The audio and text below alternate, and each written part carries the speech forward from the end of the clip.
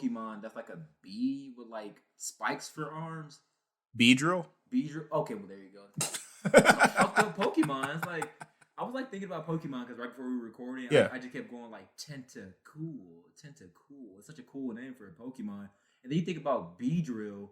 And isn't there also that other Pokemon that's like just like a fucking bundle of keys or some shit like that? Oh, dude, I do not know much about when it comes to Pokemon names. I remember there's one that's just literal garbage. It's like a garbage can. Oh wow. Yeah, they just gave up. Those dudes in the back, the first 100 so Pokemon, they come out and nothing else. They gave up somewhere around the 6th or 7th generation, and some dude in the back's like, "Yo, bro, it'd be kind of cool? Just garbage." Just no, and I feel you because it's like I said, there's a Pokemon out there, bro. It's just a literal bundle of keys, and I was like, oh wow, all right. So I guess this is what the kids are playing now. Because of course, you got your Rattatas and I'm about to expose myself. I don't know shit about Pokemon. You got your Rattatas and your Pikachus and that Pikachu that had like the blue minuses on his cheeks and all that.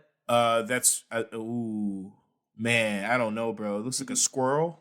I think so because all of my I'm being exposed is either out of date or blended together. Because I was gonna say like the two Pikachu's that have the plus and minus. I'm like, oh, it's Plusle and Minor, but that's from Teen Titans. Yes. Yeah. Those are the those Mexican dudes exactly that. Like, and it's funny because it's like the more time I spend, because of course, anyone doesn't know, like Vernon and the friends of my group, they're like a year or so older than me. So it's funny whenever we talk about like older like TV shows and movies and stuff like that. I'm like, yeah, I remember bits and pieces of it, and y'all have like this encyclopedic knowledge, and it's like, dude, I was watching cartoons, man. Like, dude, like I can go back as far as I can remember to watching Batman Beyond and I was in a store, and I think it was at like a Sears or something, and in the appliance section there was TV going on. It was Saturday morning, and I remember looking behind me. I just hear, and it's like, oh, dude, and they're like dancing and stuff. I was like, whoa. I was like, this is kind of tight, man. in the club. It's like, dude, for real. I remember watching bits and Batman Beyond is still, I was like 3 years old when that came out. I remember I was like, how old are you to like still be like having memories of this? I just vividly remember that. That's one thing I can remember. And I think that's the furthest back I can think about with cartoons. That's the furthest back I can remember. That's a good one. I don't know what mine would be. Like I know I go back to older pictures, and I had a Batman Beyond fit for my first birthday, but it's my first. I don't remember. It's my first birthday. I think the earliest cartoon memory I can think of, I don't know, dude.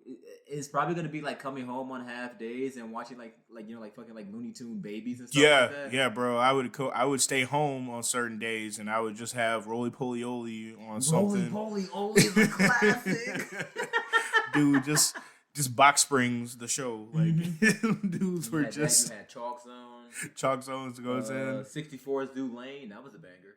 Was it a banger? The theme was a banger. I don't know much about 64 Zoo Lane. I remember that. That's all you need. That's it. I turned it off.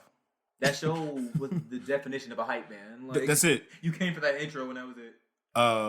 Trying to think of other things. I can't really think of too much. I wasn't allowed to watch Pokemon or Yu-Gi-Oh for a while until I was older. Can I ask you why that? It was like for religious reasons. And I'm not gonna. I mean, like, yeah, like that is. I wasn't even allowed to watch Grim Adventures of Billy and Mandy for a hot second, bro, because of all the stuff. And really, that makes more sense. That makes more sense. Yeah, because my mom was like, "What, Grim and Evil?" She said, "Oh hell no." And then you walk past and you see Grim over here. It's like, "Oh fucking Bumbleclot!" Like, that's the most Jamaican Grim Reaper ever. I mean, I've gotten kind of lax on certain things, like. I mean, I get that there's certain things that you have to protect yourself from if you're part of the faith, whatever, that are obvious. But there's other things that I feel like were a little overdid, like Pokemon. Is that really? I don't know. I don't know, man. Pocket monsters. You're basically walking around with demons in your pocket. I mean, yeah, but some of them can shoot fire. I mean, Pikachu is stealing people's souls. Is that it? With his cuteness. I guess so. But, I don't know. There's some things I've gotten lax on. There's other things I look back and I go, you know what? I get it. That part, there's some parts I get, and there's some parts I go, you know what? I resent that a little bit because I missed out on some cool stuff. But, Because I feel like as kids, I would have wanted to be friends with you, but like I feel like our parents would have kept us away because I was like, you can play games for religious reasons. Some of the first games I was playing was like Devil May Cry and shit like that. So Yeah, like I wasn't even allowed to do Grand Theft Auto. Well, that's obvious. That's obvious. I should have Okay. been doing Grand Theft Auto. But no, a lot of people should have been doing Grand Theft Auto. But my mom, I just sneak with my cousins to do Grand Theft Auto, bro. That was the things that I snuck off to go do. And those dudes put me hip to the game, bro, with the Xbox, playing Hitman and a bunch of other stuff. Hitman is so good. Dude, it's funny you bring up GTA just for the simple fact that I know in our last podcast we kind of talking about like dads and things like that. One of the few memories I have of my dad watching me play the game is he watched me play GTA 4, right? And I'm not the type of person that like drives on a sidewalk in GTA. Like I just kind of stay on the streets or whatever. So my dad's watching me like, okay, I gotta do something cool. I'm like, okay, watch this. And I'm in the Cadillac. I just start driving on the sidewalk, and my dad watches and he stands there for a solid 5 seconds. Complete silence, and then just goes, "Oh wow, my son's gonna be a murderer," and just walks out of the room. He just closed the door, walked away. Like there was so much shame in that one moment, and it was like, damn. I learned it by watching you. I learned it from you. It's funny you bring up memories and talking about this stuff, and especially childhood memories. Because the thing I wanted to talk about really quick before we got into the main cusp of it was, do you remember getting report cards? Yeah. Remember how scary that was? That was the worst.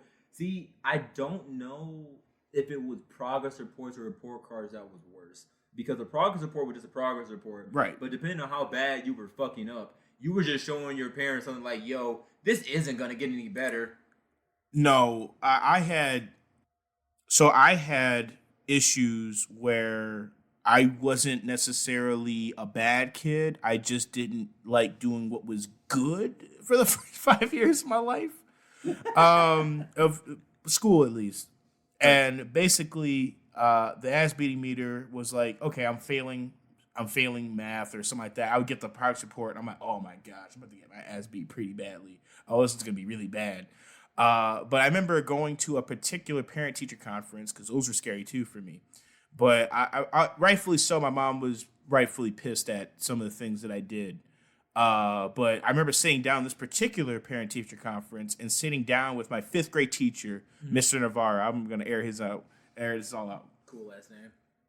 And, looking back on it, I get certain elements, but it made no sense. So do you remember having like a school system where they would mark you with numbers and not necessarily a grade when you were in grade school, like the early grade school? I vaguely remember that, yeah. Like it was like a 1 to a 3. 3 was like exceptional, like awesome, and 2's like, and then 1's like, Yeah, 1 just, why did you show up today? Right. So that's just it, though. So I go there, obviously, sit down. He breaks everything down. I'm like, I'm messing up. I kind of knew I was messing up a little bit. Like, oh, great. I'm messing up here.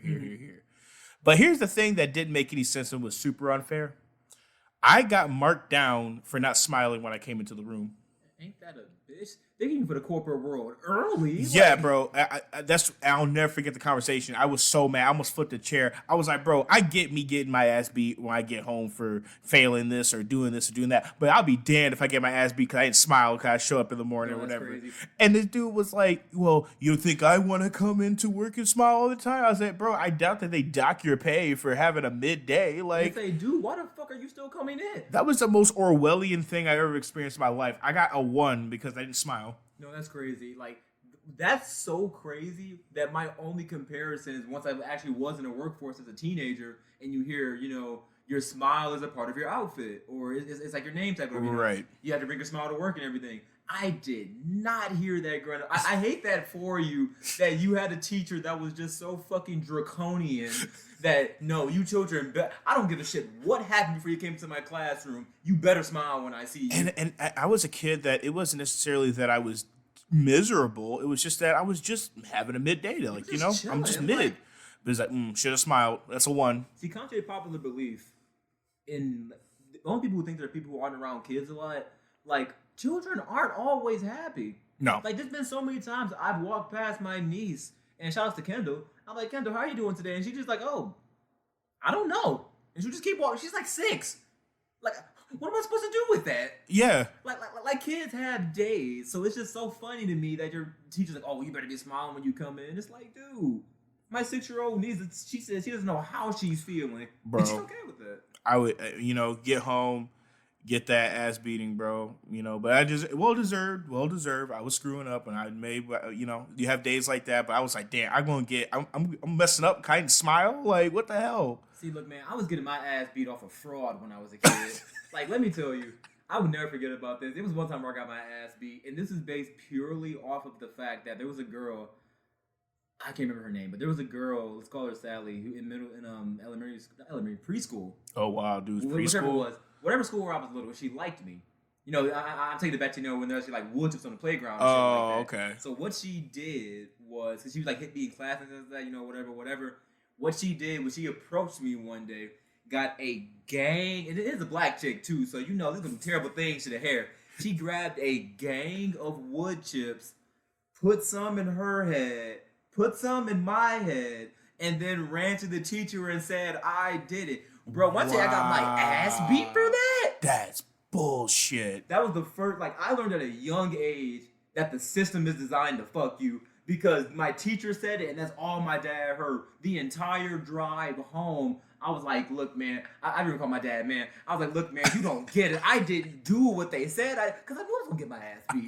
I was like, you don't get it. I didn't do it. Well, if you didn't do it, then why would they tell me that? My only retort is they're lying. And then once they say they're lying, yeah, okay, they lying. So, needless to say, yeah, I got my ass beat. You always get that speech of like, oh, so the teacher's lying now. Oh, so teacher's lying. That's the line right there. Like, I got my ass beat so bad. I remember the 1-800 call Sam commercial that came on when I was sitting in my room right after, bro. That's how traumatizing that shit, bro.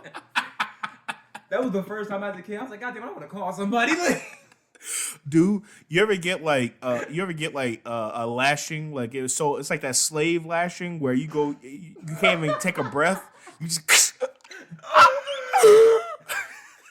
got that Leon death like Resident Evil 4. I would like tear up, but I couldn't breathe. It was just like a just had bro in there like Anakin. When I'm not near you, I can't breathe. Like I was on the ground. You just got beat so bad that you just enveloped the spirit of your ancestors. You got taken to the Avatar state, but it was just for that. Bro, they were all looking back at me, lashed, bro. Like, first time, huh? But for me, it was for stupid freaking not having good grades and not smiling. But for them, it was just like, nigga, I was just picking some cotton wrong, like. And it's messed up because the one through line with all of that is somebody above you going, I don't like the way you doing that there. Wouldn't it be funny if you got your ass beat for that? Like, smile, boy.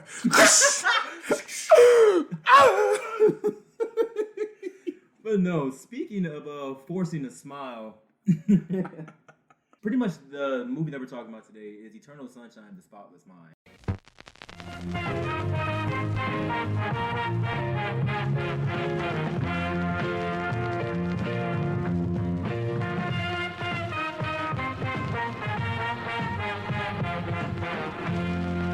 Let's just get into it. Like, really, what I want to know before I even get to my opinion was, because you've seen this movie before this podcast. Oh, yes. I would love to know your pretty much overall opinion and takeaway of it before I give mine as a new viewer. Because going into this, you said you've seen the movie a few times, and it's one of those movies where once I actually looked it up online, there's a lot of discourse about it. So I would love to hear your take. So I remember overseeing or kind of walking in on the movie being on like a Showtime channel. Mm-hmm. And one of the lines of the movie that really stuck out to me at the time, I was a bit younger, is really, there's a scene, and I know we're kind of skipping around a little bit, but there's a scene with Jim Carrey, because Jim Carrey and I forget who the co-star is. Kate Winslet. Kate Winslet. Man, she was very attractive. Still is very attractive. You know what she looks like? She kind of looks like, God, Two Broke Girls. Two Broke Girls. Oh yeah, Yeah. that's oh gosh. Cat Denny's. Cat Yes, Denny's. I said Denny. I thought Denny's in my head. Yeah, she was like Denny's. Smell like Denny's. No, but I walked in on this particular scene with Jim Carrey. One of Jim Carrey's, like, one of 3 serious roles he's done, honestly, too, by the way. Yeah. Why do I fall in love with every woman who gives me slight attention? And I remember that sticking with me. I thought it was a little too real. Like, that's too real. You're in my head right now. I was like, oh, that's too deep. But I was like maybe 15 to 16 at the time. And any girl that gives you a slight bit of attention at the time, you kind of do just get wrapped up and sucked in because, like, I'll just take it, type of thing. At least I will say for myself, that's what I did. Yep. And the writing chops of this particular screenwriter is Charlie Kaufman. Charlie Kaufman is a very prolific screenwriter who writes a lot about things on deeper levels. I like to think and are very relatable. I really liked Syndicate of New York. I believe that's one of his films that he wrote, and I believe he directed it too. He also did a Mona Lisa. That's an animated stop motion film that he did the writing for, and I think about what is it? I'm Thinking About Ending Things is another one he wrote, I believe. And this one. And he also did one with Nick Cage. There's a movie that he did with him as well. And I forget the name of that film, and I feel bad about it. But he also did that one as well. And he won an Oscar for that. So these are some of the films that he wrote in that time span. And he's writing about core things, death, a lot of really out there concepts about love and a bunch of things like this. This is his... I like to think his thesis about love and about romance. I can definitely see and it's so out there. And I know you asked me initially about my interpretation of this film, and basically my interpretation of this is, hearing about the writer, it's a bit of a bleakness to it, of a kind of a bit of a jadedness. I like to think of this as well, but also it's very, very sincere. Of memories. We talked earlier about memories, having those types of memories. We can go back and think about the smell, the taste, the feeling of those memories, and what happens when you try to take a memory and you try to erase something poignant in your life that was foundational for you and your character growth. And you hate hearing it, but some people in relationships, they don't have to be romantic, are character development moments for you to go through. And these people, it's a science fiction type of setting in Eternal Sunshine of the Spotless Mind, where people can go to a doctor and literally get their brain scanned of memories of a particular moment or person. Yep. And I think that is a fascinating takeaway, is that these people try to erase their memories, but they cannot erase the emotions behind those memories. You can't erase what these memories, what these mean to you. You can't really erase that. And I think the element of love and talking about breakups and how sometimes you're in the midst of a breakup and you just wish that you could have gone back and erased it all and not have gone through it and screw her and screw this whole thing. And you're so quick to throw it all away. But I believe that any relationship that you go through, good or bad, you can pick out moments that were great. You could pick out moments that were really bad, but in those moments, the now is the now, and the later is the later. So you have to take the whole thing with the good and the bad and the imperfections of whatever they're in. And maybe throwing away a memory is not the best, healthiest way of going about it. But not to ramble on too much, I would love to hear your thoughts. No, I'm actually glad you said it like that, because you said a word that really struck out to me, and I felt the same way when I was watching this movie when you talked about character development. Because at the end of the day, it's like you said, there's a scientific organization where you can go and get your memories wiped. And Jim Carrey's character, he finds out that, okay, once his character did it first, so he's like, oh, I was erased, I was wiped. He saw her in the bookstore, she was with a different guy. So he wanted to erase his memories too. And pretty much over the course of the movie, neither one of them actually really wants to forget each other or really wants to forget what they went through. And to me, it says a few things. Of course, it speaks to character development, but I think what I also believe is just that it speaks to the idea that, in a way, pain is also beautiful. Because when you go through the course of this movie, their relationship, there were very few good moments. Most of it was bad. Yep. There were two people who were completely different. And if anything, it seemed like a relationship despite it all. Like there's a scene in the movie where Jim Carrey's character where they're eating at a Chinese food place. And he's like, "Oh, we're going here again this week. Do you think people take pity on us? God, I would hate to be one of those couples that's like that." So I feel like with a lot of his inner monologues, because you never really hear too much what's going on in her head. It's honestly, it's not like 500 Days of Summer in that way.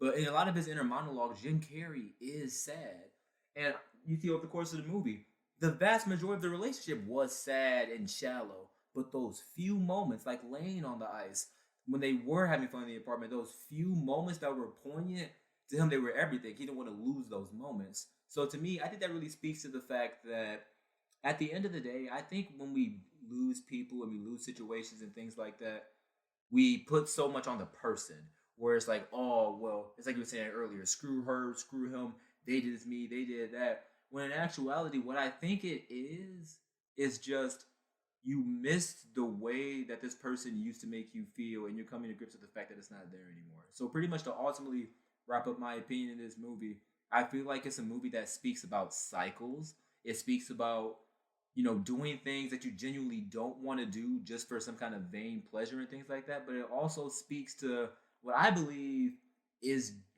genuinely how relationships are, and it's just love and the human condition. You're gonna fuck up. You're gonna make mistakes. It's just one of those things where, whether good or bad, do you view it from the lens of let's give this one more try, or do we end it? But either way, the memories you made along the way, even the ones you're not thinking of when you're hurt and when you're bitter, at the end of the day, in most relationships, it wasn't all bad. And that's what I love about this movie. Because like I said, to me, that's very real. Because you hear so much about people, oh, this person was bad for me, this person was terrible, there was nothing going on, then you wouldn't have stayed for as long as you did.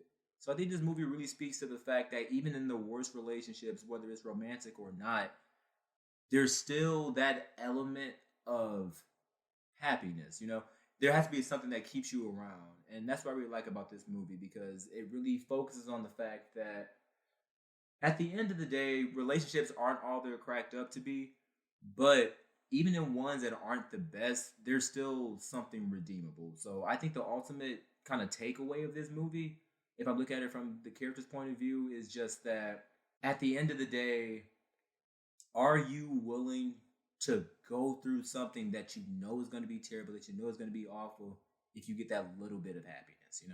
And I wanted to say, there's a quote I would like to get here. Sorrow is better than laughter, for sadness has a refining influence on us. This movie, you're right. Tom's character, which is Jim Carrey's character, and Clementine, who is Kate Winslet's character, they are polar opposites, as you just mentioned. These guys are. Tom is a very safe, very safe, stable type of guy. Clementine's very spontaneous and very much at the moment. She has like that Ramona Flowers type of thing going on before Ramona Flowers, the colorful hair, the type of spontaneous energy. And Tom loves and is attracted to this thing about her. And that is the part of the deterioration of their characters, is that these guys fell in love and fell out of love for the same reasons. He starts to hate that part of herself that he fell in love with so deeply, and she's starting to hate him for the very thing that I think that she was attracted to was stability. Yeah, because she didn't have any in her life. No. And I remember even the conversations they were having in this film of, he goes back in time. The memories go from the most recent, of course, back to when they first met. And to break down kind of what's going on in this film, so Clementine originally gets her memories erased. It's like a mail ordering service where you can send someone, hey, I've erased my memories of you. Can you imagine getting a letter or something like that of someone just saying, hey, dog, I want nothing to do with you anymore. Here's this letter. I've completely erased my memories of you. And it's this whole corporation that is ran. And also Mark Ruffalo's in this movie, which is kind of cool. You know what's funny about that? I thought that because Mark Ruffalo character looks really similar. But it's funny because he's also in the movie. I forget the guy's name who was in the relationship with the glasses. The bald guy. Oh, yeah. That's the dude from Mr. Show. I forget the guy's name. And also Alvin and the Chipmunks. Yes. And it's funny because I saw that. I was going like, oh, wow, this character looks really familiar. And that's one thing I really, not to sidebar too much, that's one thing I am enjoying about watching these older movies. Because this came out back in 2004. It has Kirsten Dunst in it. Oh I'm yeah. like, oh yeah, that's straight off of Spider-Man. Yes. And even with 500 Days of Summer, not jump around too much. That was what 2008, 2009, and then that was like that era of the Zoe Deschanel when she was just in everything, like right before New Girl. So it's really New funny Girl to didn't watch premiere these until movies like 2010, I think. yeah. So it's really funny to like watch these movies and then just see like these actors like how they just kind of like springboard off of that. And it was cool to see Mark Ruffalo. He plays a doctor in here as well, and basically this service is allowed to happen for no really there's no explanation behind how they do it. It's like that's what I like about this film. It's very much a conceptual movie. The science fiction aspect of this is really much a backdrop, and it's not really there's no need to dwell on it. That's not the core of this film, and it's cool to see, like you were mentioning, all these different actors coming together for this. And we also see like a roadmap. Like I was talking earlier, memories can be erased, but the feelings stay. And we see kind of the movie is done out of sequence and out of order.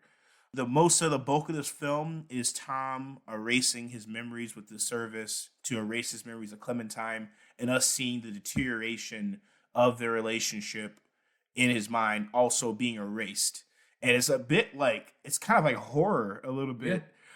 You see these really interesting choices of camera, choices of CGI, even makeup. I like to think these blurred faces and things, because he's forgetting these moments, and how it's a very creative thought process of you're in your own little world. We're in his subconscious, his mind.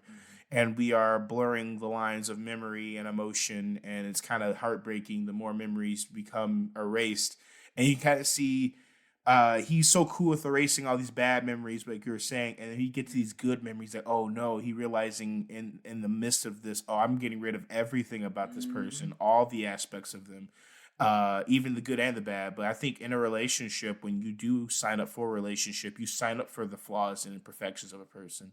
And you're so cool with, like, you'd be cool to erase an imperfection or flaw of a memory or a person, but you can't necessarily, you'd be erasing all of the goodness of that aspects as well. Right. And that was interesting to see. He's trying to fight this erasing of these memories, and he's caught up in that mix, and we see all these different things happening. He's talking to the Clementine of his mind, trying to prevent the memories of her from being erased, and failing ultimately.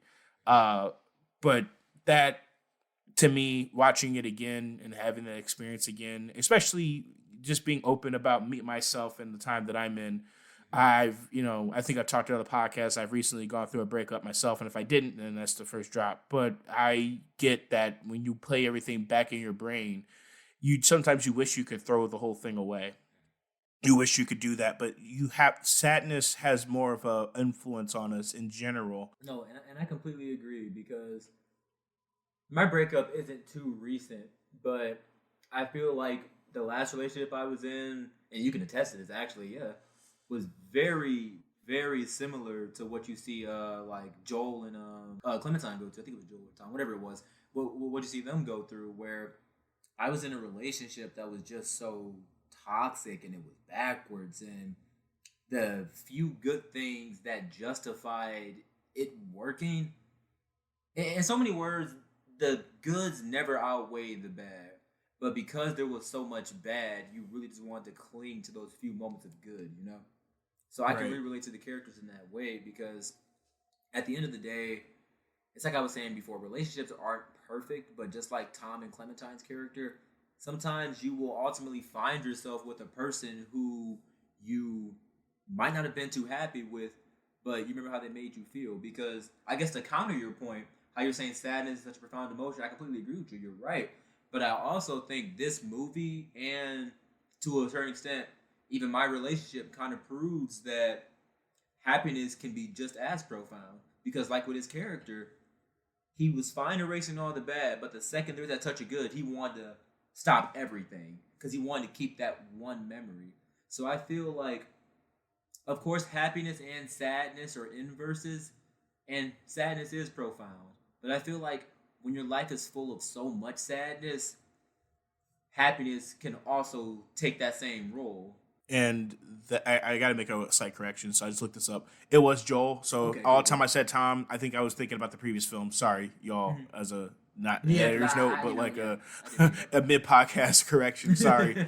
Yeah. So Joel is the main character for Jim Carrey, by the way. Sorry. But Watch going a lot of back movies, in, Jim. going back in, you're right. Happiness is appreciated from sadness, and sadness is appreciated from that contrast of happiness. You can't really experience great joy without great sadness, and you can't True. experience great sadness without great joy.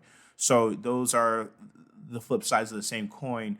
And I think you do yourself a disservice, and I feel like this film is trying to say you're doing yourself a disservice by trying to erase memories of a person or a core memory of a person just to get along, because you're not really learning anything, and you're not really progressing on anything at all either, and you kind of lose sight of what got you in there to begin with, obviously because you lost the memory of it, but you lose sight. And I feel like this end of this film, they're on this beach area when they first met, and they're talking about how everything's starting to deteriorate around them. Everything is starting to be melted away from the memory scans here of them taking out Clementine from from Joel's memory, Right. and he's deciding to, maybe I should try this again, and realizing what got me in here to begin with. What was the thing that got me here? Why did I even try to be a part of this whole thing? And what led me to meet you? I guess you do go through those elements of thinking maybe my memories of this person wasn't all bad, and I feel like this movie doesn't really want to go into if these guys are good or bad for each other necessarily, because I almost think that they don't really give each other a fair shot of Yeah. with that. I don't really feel like she's necessarily toxic, and that Joel is toxic as either. I feel like they're just two separate people, but they kind of want, I don't know if they want similar things necessarily, but they're kind of trying to make it work. They're trying to make it mesh. And I think that's the whole thing I think about that's the best way to put it. Is relationships. they're just trying to make it work because you don't really know what they're after too much, other than the fact that they just do want to be with each other. There's even a point in the film. I think it's part where they're in where they're in his head and they're in the library, and he's saying like, pretty much, yes, I know it wasn't that good. I messed up a lot. You messed up too, but maybe this time it can be different. So yeah, because it's funny how similar this and 500 Days of Summer are, because to me, with both of those movies, I feel like the takeaway is there is no villain. It's just two people who are too different trying to come together and make something work. And what I love about this movie is that it actually was the antithesis of 500 Days of Summer. Because where 500 Days of Summer was some guy who was only focused on the positive. He never saw the negatives. This is a movie about two people who saw the positives in the beginning, but then it got to the point where all you could see was the negatives. And there was so much negative, because to the point I was making earlier, there was so much negative that they had to be reminded of the positive. The dichotomy of these two movies. And to me, I feel like that's what makes this movie so good. Because anybody from any walk of life, at the end of the day, as long as you've been in a relationship, you can relate to that. Like, one thing Yeah. that really, really stuck out to me was when he was just driving in the car, just fucking bawling. I was going to Man. mention that. It's like, I don't give a shit what you've been through in life. We've all been there. Yeah, dude. So there's so many human moments like that, or when they fall out and he just instantly goes, "Hey, I'm sorry, I didn't mean it," even though he may have been justified in what he was saying. We don't know, but it's just one of those things where I think there's so many elements of that movie that just speak to the realness of a relationship, and not even in a romantic sense, just what it means when two people just try to cohabitate. Like, And speaking as a person who lived with a woman for a year and a half, and cook up. I had moments where we would have arguments, and you would do the, "Oh, but baby, please, like I didn't mean that." I've had situations where I knew I said the wrong thing and I was in the wrong on something for sure. And you have those raw moments of, you go back, you try to fix those things. I think everybody's had moments where you go, "Oh, damn, did I say that? Oh, man." Like, but that was coming from like a place of frustration. And I feel like with every relationship, you have an awkward phase because you're going through a level of metamorphosis, right? You're going through a level of changing your relationship to different levels.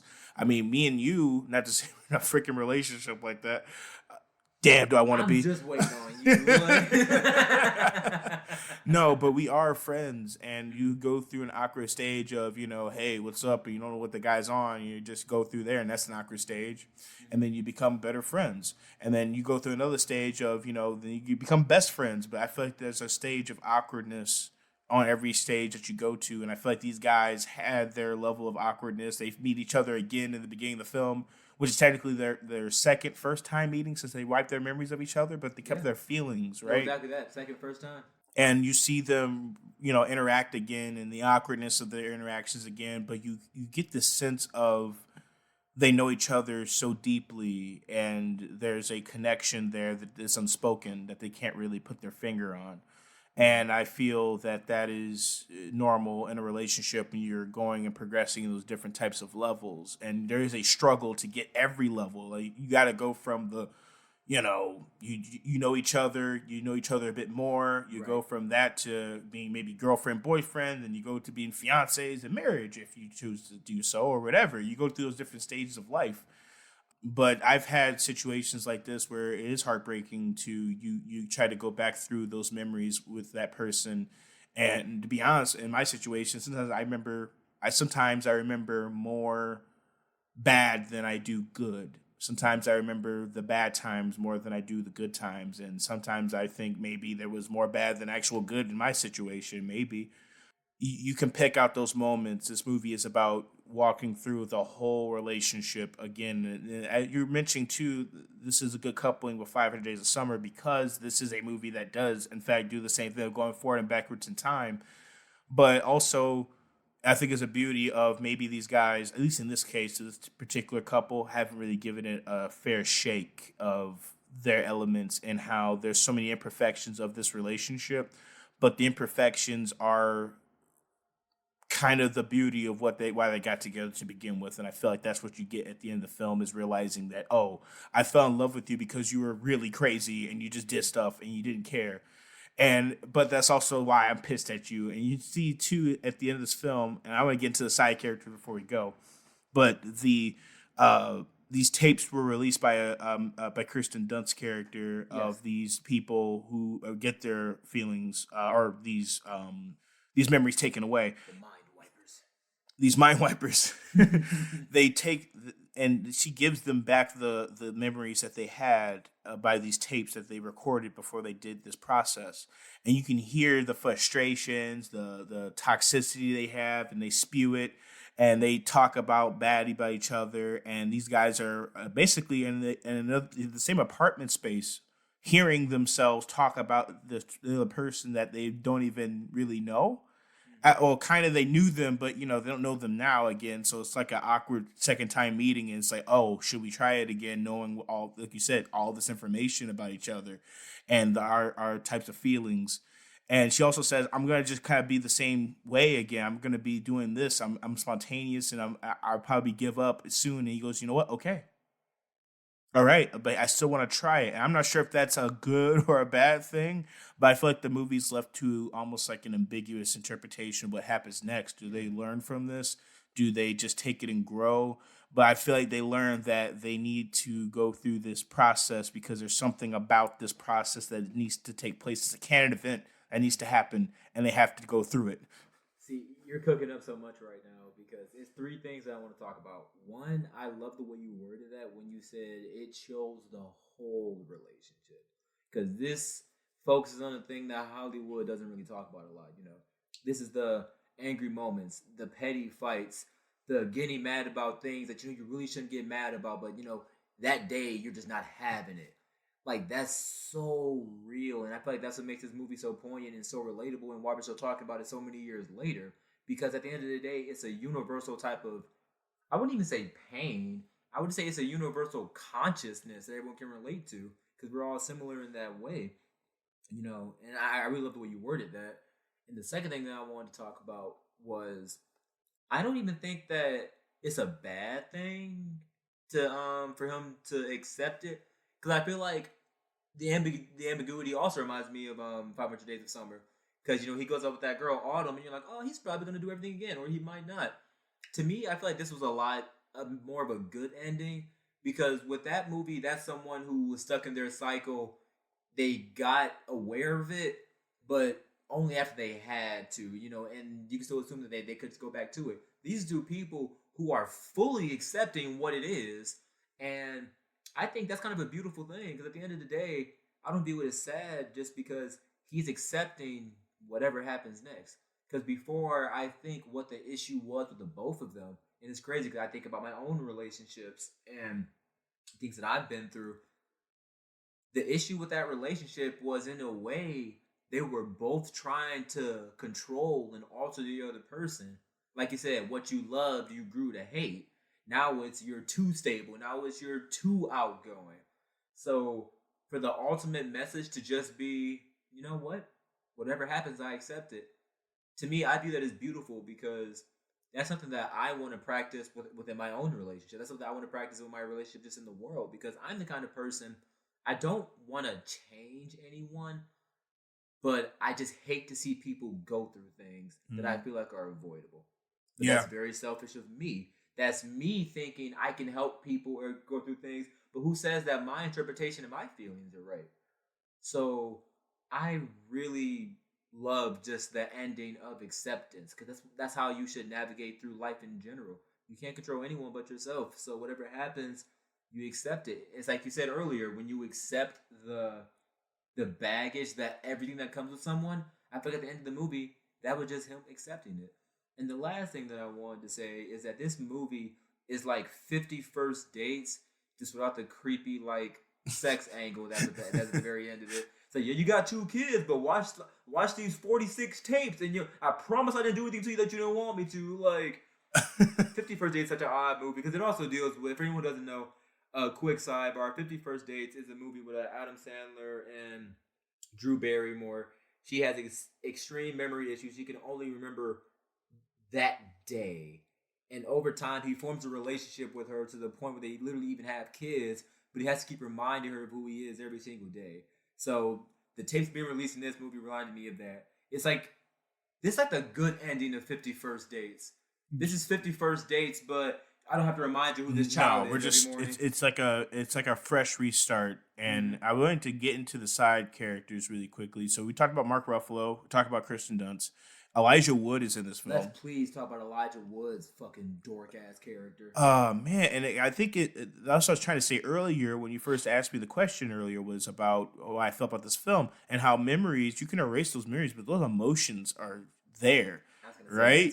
Like Elijah Wood's character is trying his best to get with Clementine after her memories are wiped because he was there during the process of the memory wipe. They go to your apartment or wherever you're at to wipe your memory, and you wake up not remembering the person. He stole her panties. He did, yeah. It's just really nasty, and you put everything in a bag that reminds you of this particular person, and you're trying to wipe them clean from your mind. So he goes in this bag and he grabs all this old stuff that Clementine had of Joel, or Joel of Clementine, and he's trying to like get with her by using the same method that Joel did, which was organic, to manipulate her into having feelings with him. It is so messed up and disgusting. Yeah, and to me, I feel like that's also some real shit because to me, his character, Elijah Wood, this could be me being paranoid, I don't know. But to me, his character speaks to the people who might laugh in your face and might call you a friend, but say the second you and your partner break up, now they want to get after him. And they're going to use the exact same method to get them in a place of complacency or whatever that you came from. So you're going to use the same method I did to get with this person and do the same things I did. And like you're right, laugh at me and whatever. And that's what you're going to do. And he's such a scumbag, but he's even saying the same things that Jim Carrey said to her. Oh my fucking God. Dude, there's so many scenes, and she just can't shake this feeling. Clementine just cannot shake a feeling that something's off, something's wrong, and you can't put your finger on it. And Joel can't help but feel it too, that he's just so, like we're talking about, they're so connected to each other. And he decides to basically go back to her, and she does the same. And Elijah Wood's just left in the dirt, as he should. His character, at least, is left in the dirt. But that's so funny and messed up. And Kirsten Dunst's character is in here too. She had her memories wiped from this man that she had feelings with, who is the head doctor of this corporation, and she can't help but feel the feelings that she feels. for this man, and she can't help but feel that there's something there, but it's realized that later in this film that she has this intrinsic connection, and they already had an affair because this man was Yeah. married, and What a it's sad. scene. Yeah, what a scene. Like when the wife comes and like he's like, oh, something a one time thing. And she just looks out of the mirror. Just her face, again, going back to how real this movie is. Just the face of someone who's been here before, wanted to believe differently, but here we are again. She just looks at him and goes, Howard, don't be a monster. Tell the girl.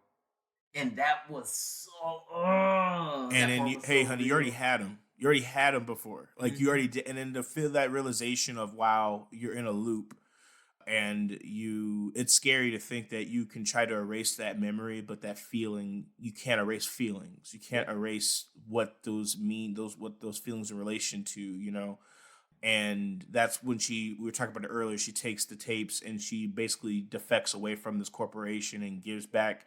I'm assuming, I think the movie is trying to give away that she's giving memories back to people that they're owed, basically. And maybe it's not a good thing for you to erase that memory. It's good for you to face it and heal from it instead of trying to erasing something doesn't take away the learning or the feeling.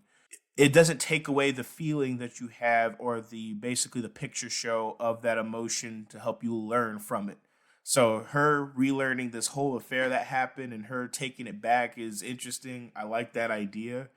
But those are like the major side characters of this film that kind of I kind of fluff up the subplot idea of different Yeah. types of people who process things in this way. So I like it. That's kind of like the major thing I wanted to touch on with these side characters. They do paint a bigger picture, and I think I found out with trivia here because I saw it on Amazon. Yeah. And Amazing trivia on Amazon. I was watching on Prime Video. yeah, and it has like this thing on the side that basically said that, and I didn't know this at all. I mean, that's the whole point of trivia, right? There's a there was a subplot taken out of this film with Kirsten Dunst's character where it would have been revealed that she had an abortion.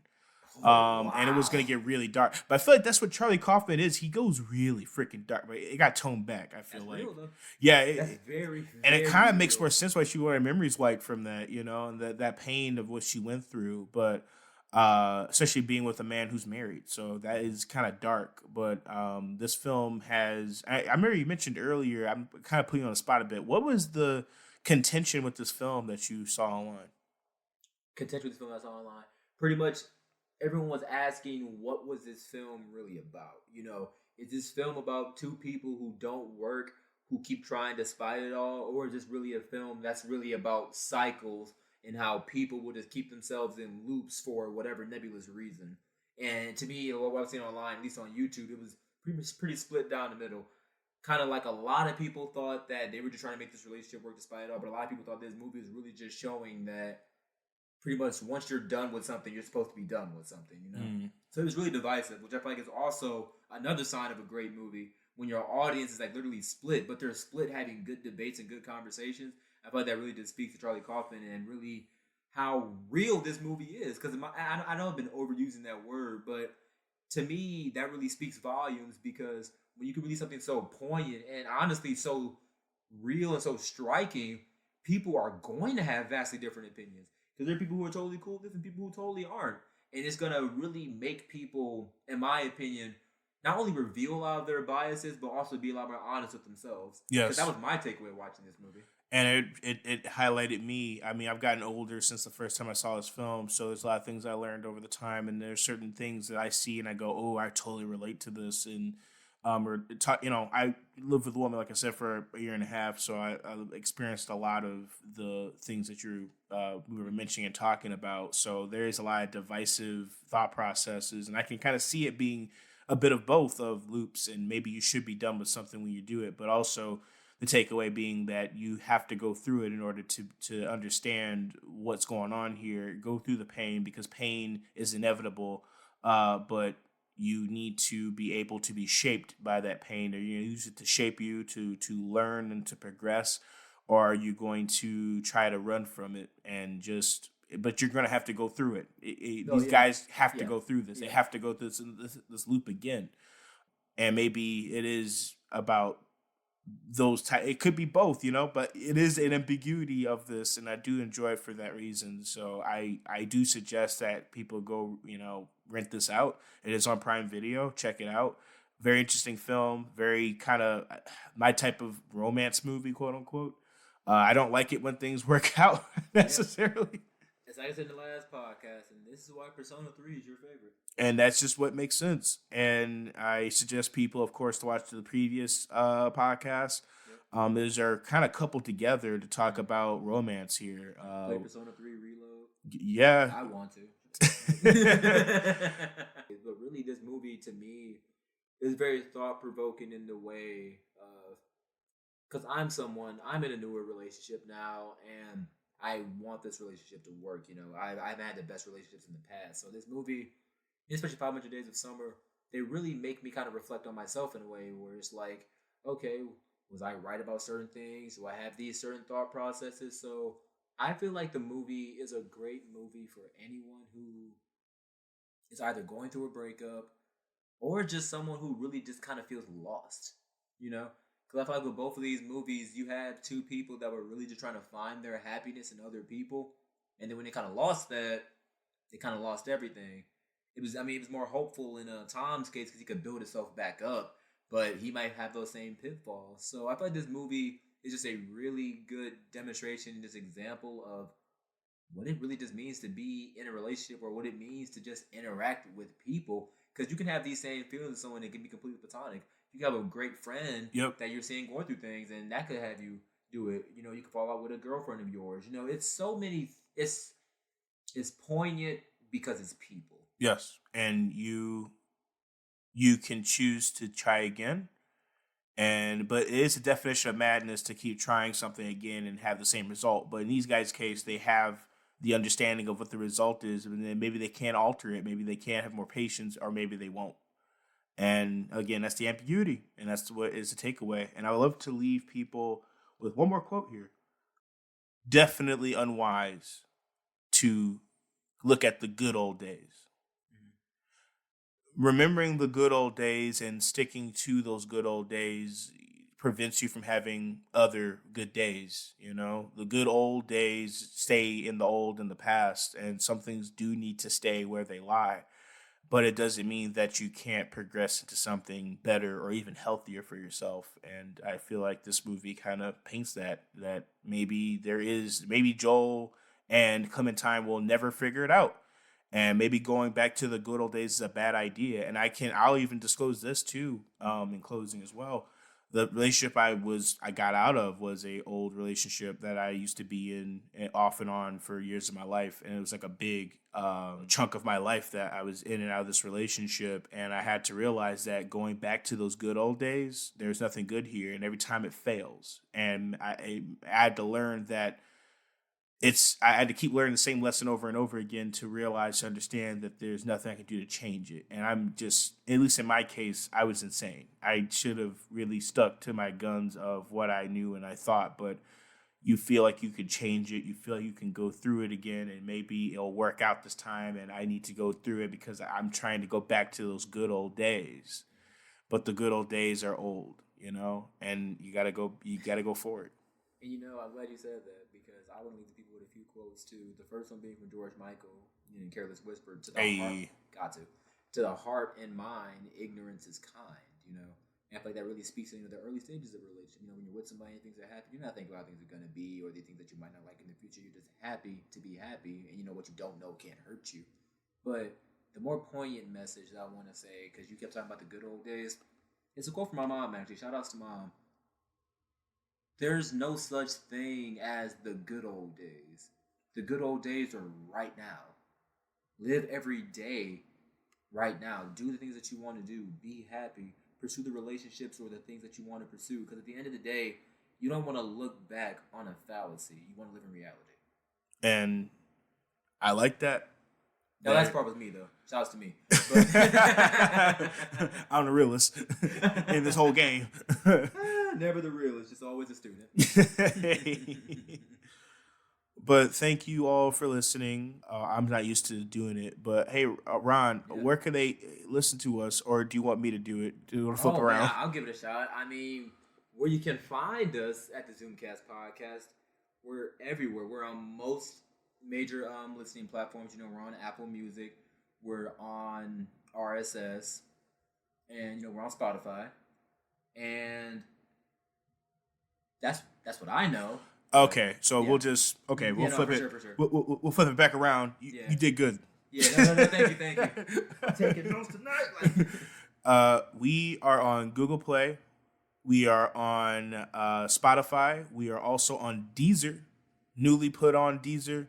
We're also on iHeartRadio. We're like Ron said, on most major platforms. You listen to us anywhere and everywhere.